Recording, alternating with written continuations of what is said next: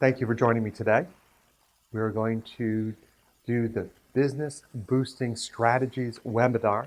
But before I begin, I just want to acknowledge our sponsor, Med Results Network. It is a national buying group for the aesthetic medical industry. So if you're a dermatologist, plastic surgeon, medical spa, it's free to join, but you should join because you can take advantage of many great savings. Go to medresults.com and sign up for free. All right, what I'd like to do is present to you Acara's successful methodology for boosting our clients' businesses. We have done this probably over 100 times, and we've had some pretty outrageous success. I mean, we're talking increasing people's business 100%, essentially doubling it, all the way up to 600%. So these are tried and true methods, or really it's a methodology, to implement tactics to grow your business. 3 phases to boosting your business. 1, you want to assess and analyze your business. You want to strategize and come up with a plan, phase 2. And then phase 3, you want to implement the plans and grow your business and see the success of what great planning can accomplish for your business. All right, let's start with phase 1, assess and analyze. You want to launch your project. I consider this a project. You're probably going to want to implement this business boosting methodology when there's a milestone happening at your business. You may have just acquired a new piece of technology. Maybe you invested $200,000 because you want to be able to add a whole new set of services to your medical practice. Great. It's a good time to take your practice through this methodology. You're going to start with the project launch, right? You're going to have a team meeting. You're going to do an on-site business assessment. You're also going to do competitive reviews. And you're going to discuss all of that with them in the team meeting. So let's talk about first demographics. Conducting a market review. That's the next step. You need to be able to pull your demographics, identify what is the size of the market. How many women ages 35 to 64, households of 75,000 or greater, live within 20 minutes of my practice? You want to get a sense of how big is your market. Then you want to do competitive analysis. You want to identify the competitor's unique selling position, their points of differentiation, the pricing, their physical plant. Is it in good shape? Is it old and tired? It's really important to know what your competitor's business is all about in order to know how you position your own. Conduct these competitive visits. You probably have to have a friend or a relative do this for you, because a lot of times within the community, the different practices know who works at the different, from one practice to the next. So you have these competitive visits. Go gather up all of this information so you can analyze it and determine what it is that makes you unique.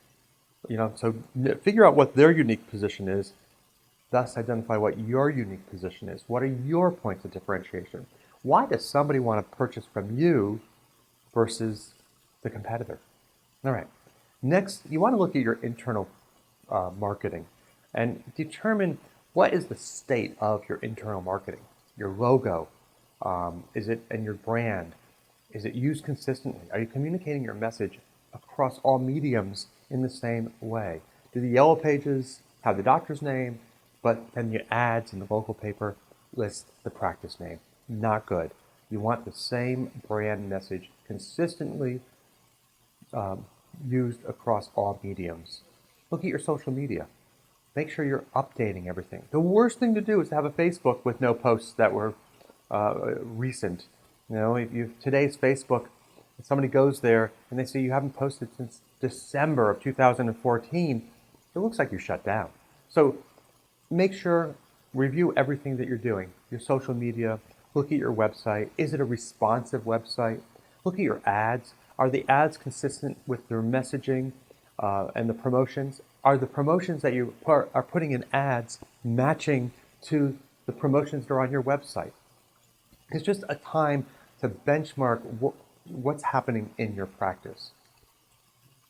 We do best practice audits very involved where we list every best practice. You can do this. You can make a list of your best practices within all areas of your practice, and then identify if you're compliant, partially compliant, or non-compliant. And if you're non-compliant to what you consider a best practice, why?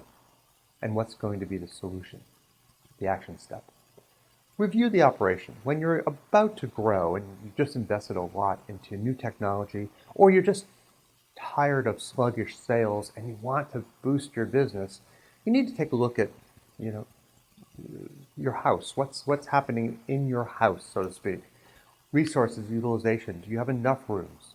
Are they underutilized? Lasers. Are they old and dusty? Or are they heavily utilized and you couldn't grow your business if you wanted to because all your lasers are already put to good use? Human resources. The team. Do you have the right team in place? Do you have a trained team in place? Look at your services and protocols. Is it time to add other services? And do you need, or you should have, the proper protocols to implement those new services? And of course, your finances. It's impossible to grow without being in a good, solid financial position. Growth needs to be fueled with money. So either you have it, that you can reach into your pocket and pull out a fistful of dollars to invest in your practice, or you need to arrange financing. So hopefully you have good credit and collateral. So thank you for joining me today to go through the first phase of our business boosting webinar. Today we've discussed how you need to assess your practice. You need to look internally and externally. You need to gather up as much information as possible to understand where you are today. Because without an understanding of where you are today, you can't plan for tomorrow. The next portion of this webinar will be strategize and plan. I look forward to seeing you again. Thank you.